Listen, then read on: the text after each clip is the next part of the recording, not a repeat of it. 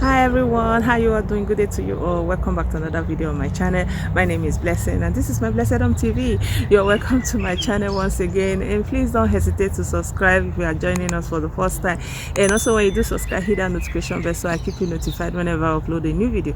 I like to say thank you to every one of you who keep coming back, who support me very much on this channel. You leave your comments, you share your thoughts with us. Thank you so much. I really appreciate that support. I feel motivated when I see your support for me. Thank you so much.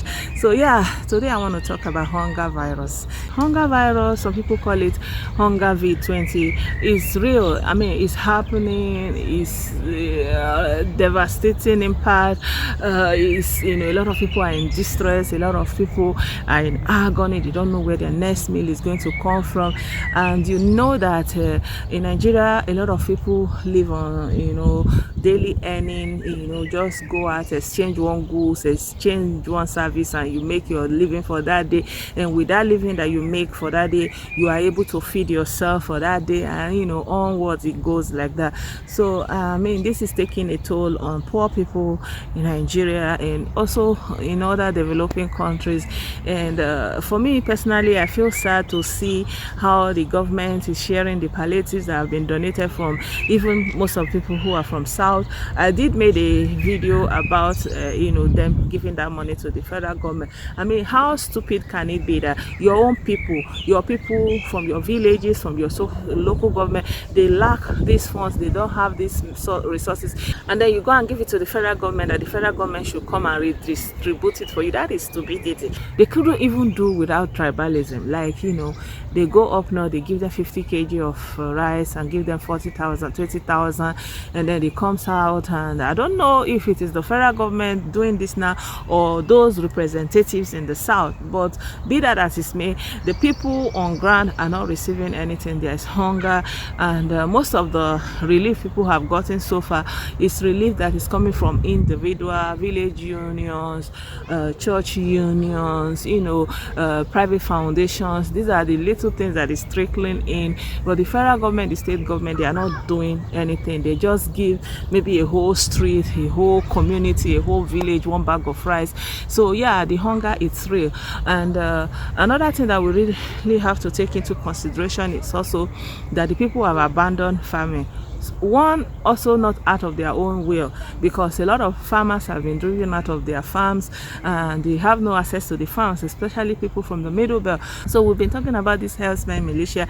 They go into farms, they kill people, they take over their land, and the people who survive are languishing in IDP camps. They can't go back to their villages, they can't go back to their farms.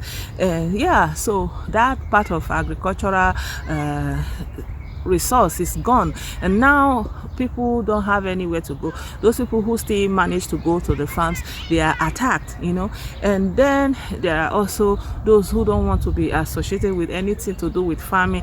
They feel that touching the soil or tilling the ground is suffering, is insubordination. Like, they don't even imagine themselves touching the soil. Like, for them it's dirty work. But we see the result now, because you cannot go out and exchange one goods or service to make money. You have nothing to fall back on, and the result is something very terrible, that somebody came to share fufu, like ordinary fufu, dry fufu. We just put it in a cooked fufu without soup, and he had the audacity to bring this thing to people, and as if that one is not even worse enough, the people were many that came to collect fufu. Like, I've never seen that kind of thing before. Like, you can't make this kind of thing up. I mean, when I was in the village, if we didn't have anything, we had akpu. Like, akpu is the barest minimum. You can say you don't have meat, you don't have money, you don't have medicine, you don't have this, you don't have beans, but you cannot say you don't have akpu. Akpu is a basic that everybody had. So I don't understand that people in Igbo land are, gathering en mass to be giving akpu. And who would be doing this kind of thing? In Igbo land, it's very, very easy to share something. If you really want to share it, you go to village. Every village is organized according to their kindred. You give to each kindred. Every kindred know all the members of their families. What is all this? Like, Like, I don't understand the kind of people we have as leaders, as elites in the South. It's really, really, really mind-boggling. First of all, the billions that they have, they want to give it to the federal government to help them to redistribute it. How stupid can that be? That you have the resource, you have the money that your people don't have, and you go and give it to the federal government that has hitherto shown to be nepotic, and you expect them to come and bring back that resource back to your doorstep. It's incredible what is happening, my people. So yeah, I'm just making this video to tell everybody that this is just the beginning. Like we hear that in Kano people are dying, like 700 people have died within 1 week, and they are trying to play it down. And also somebody sent me an audio saying that in Amu or Dofi, out of every 40 people that they checked, more than 10 had this virus. So the community transmission is going on very, very quickly. It's not like I'm putting fear in everybody's mind, but I feel that it's better for you to be informed, to know what is coming, so that you can know how to prepare. Because you need to brace at this point in time. If you are maybe expecting that after this you are going to go back to your job, I'm sorry to say this, most jobs are not going to be there. First of all, oil prices have slumped below zero, like -1, minus is below zero. So the government doesn't have money. Normally they used to sell this crude oil to have the little money that they are using to pay salaries and give to the state government to be able to run the state parastatals and the little things that they do.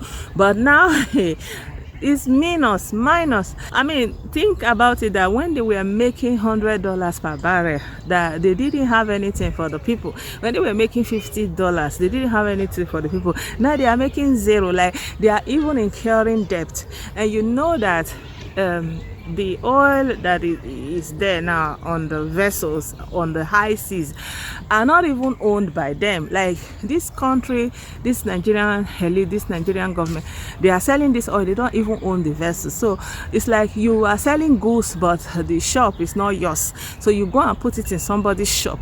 This is what they are doing. So now the goods itself has no value, but you still have to pay for the shop, because it's still in the shop. This is what is going on now. So they are even incurring more loss on top of the oil that they are not selling. They have to pay for the vessels. This is how scandalous this oil cabal is. But anyway, the oil has slumped. Yeah, it's really safe to say that there is going to be economic downturn. There is going to be severe consequences from this oil glut, and economies that are based on oil are going to be hard hit. And which economy is the economy of Nigeria, for example? So all the money that they are using for whatever they are doing is coming from this oil. They did not diversify the economy, and even the little agriculture that people do to subsist are under attack from the Fulani herdsmen. So we have been talking about this Fulani herdsmen is because of this, because I've been looking at it, and I've been looking at this Fulani herdsmen, and you see that their goose, their seed yams and everything is being eaten up by all these cattle, and they are there in this camp. They don't have anything, so even if you say they should go back to the village, they don't even have the seed yams, they don't have the corn, the maize. So this will mean that in the eventuality that in the future somebody comes to say, I want to give you seed, I want to give you corn to plant, they have to pay for it before they are able to plant it, and so they are going to be indebted. So like Nigerians should really brace up. I mean, this is another topic for another day. Maybe I can talk about it, but for the purpose of the video, I want to say that everyone should brace. If you are having a job and you think you are going to come back to that job, I'm not only talking about to people in Nigeria, even people here, even here in Germany, a lot of people are not working now. They have been sent home. They call it Fulo or Kurzarbeit here in Germany. That's what they call it. It means you are not sacked, but your services are not needed at this point. So a lot of people are at home, and everybody that is at home is receiving 60% of their net income, and that 60% they have to pay all their bills and do all their expenses. You understand? And it's not even up to the 100%. And on top of that, the children are at home eating. You have to cook lunch, you have to cook for them 3 times a day. So there's a lot of stress and distress. A lot of people are already committing suicide. I'm not advocating for suicide, but I'm just trying to kind of explain how it is going to be.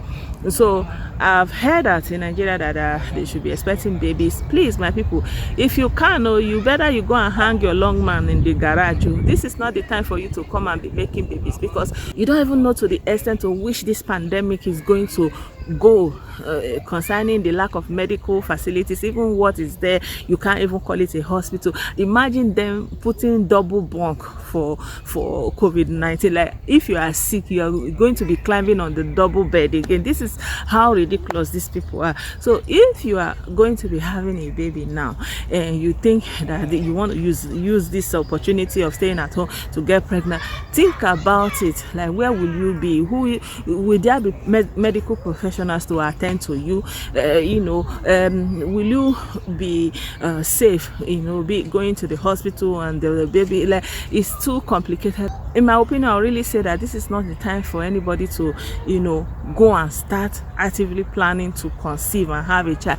Then another thing I would like to say is, because we don't know how far this thing is going to go, especially because China is already hard hit, and you see that they close a lot of factories, and because of all this thing that happened up until now, maybe since like 30 years, China has been the factory of the whole world. Everything is being produced there. But because of this thing now, the EU will most likely be withdrawing their companies from China, and the US will going to be withdrawing their companies from China. But it's not going to happen overnight, so there's going to be a lot of turmoil, and in between there may be scarcity of a lot of things. I see that a lot of people are now eating Indomie has become a staple, and Indomie is going to come from China, but there's a possibility that there may be a break in transmission, because things are changing like so rapidly before our eyes. So it's better for you to brace and know that it's not going to come back and say, oh, everything is just going to go back to normal. No, if you had a job before, it's very possible that you are going to lose it at the end of all this pandemic and lockdown. And if you are employed by the federal government of Nigeria, you can be sure that you don't have any guarantee that you are going to get your salary. So I will really advocate that what I feel is in your hands, is in your powers, is possible for you to do, is if you have a soil that is available for you, if you have a farm, if you have a land that is accessible to you, please go there and put cassava inside, go there and put seed yams inside, go there and put maize, put okra, put ugu, put groundnut, put basic things, so that by September, October, November, you have something to be eating, because you don't know if by that time, if the money, this paper that we are calling money, if it's going to have any worth. But if you have something in the soil, you can be rest assured that you can pull it out and be able to eat it. And then I really like to call out to every one of us that lives in the diaspora, please do not overlook the impact of any little help that you can give. Nothing is too small. You can give anything. Me myself, I've done my own little COVID-19 relief in my own little circle, the much I can. Yeah, and I know that it may not be everything, but it's something. And yeah, some people don't even know that there's a need like this. So yeah, please, you can spread the word, do what you can. There's really hunger, the hunger that will make people to be lining up en mass to collect fufu without soup. It's a troubling something. It's very disturbing. And yeah, if you can, if you have the means, if it is possible for you, you can join your own village union, you can join your own town union, your church group. People are giving in all these meetings, in all these groups. It's very, very easy to share something in our villages in the south. It's because every village has the number of clans. They know the members of the clan. So it's very, very easy. Just give to each kindred. They will share to members of their family. Nobody will be cheated. Nobody will be left out.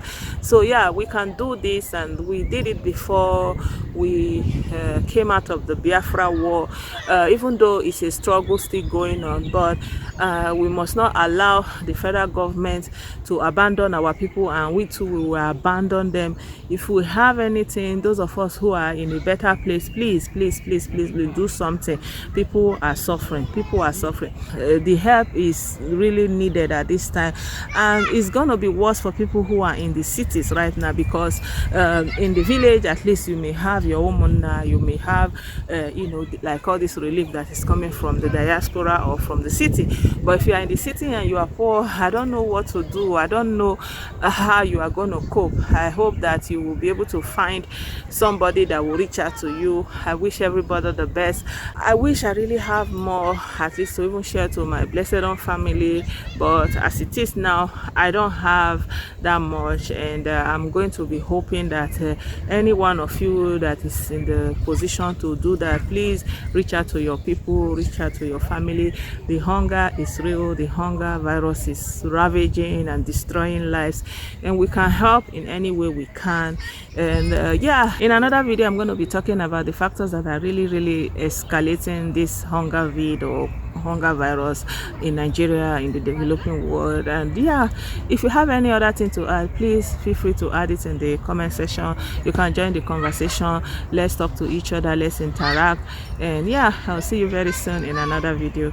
Thanks for watching. Bye.